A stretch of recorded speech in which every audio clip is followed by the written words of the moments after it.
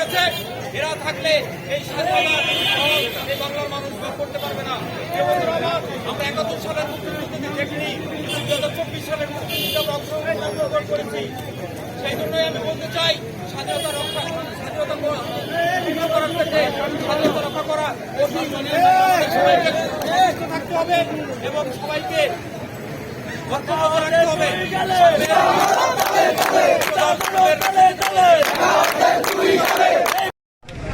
আজকে যে উক্তি করেছে এর তাৎক্ষণিক প্রতিবাদে সন্ধ্যায় বৈষম্য বিরোধী ছাত্র সমাজ নেমেছে।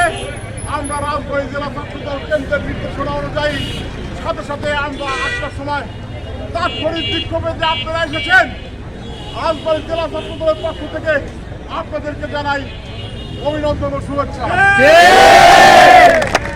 আমাদের একটাই দাবি, এই খুনি ডাইনি শেখ হাসিনা সরকারের দোসর এম সাখাওয়াত হোসেন পদত্যাগ না করা পর্যন্ত আমাদের আন্দোলন যে কয়দিন কেন্দ্রীয় ছাত্রদল নির্দেশ দেবে, তাদের নির্দেশে আমরা রাজপথে থাকবো।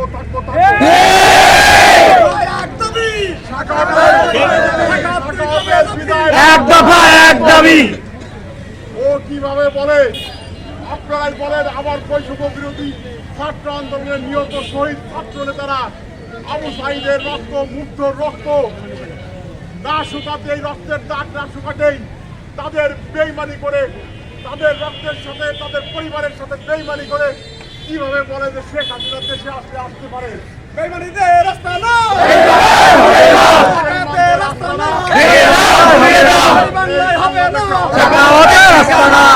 আপনারা যারা তাৎক্ষণিকভাবে এসেছেন, আবার যখন ডাকবো ইনশাল্লাহ এর দ্বিগুণ শক্তি নিয়ে আপনারা আসবেন।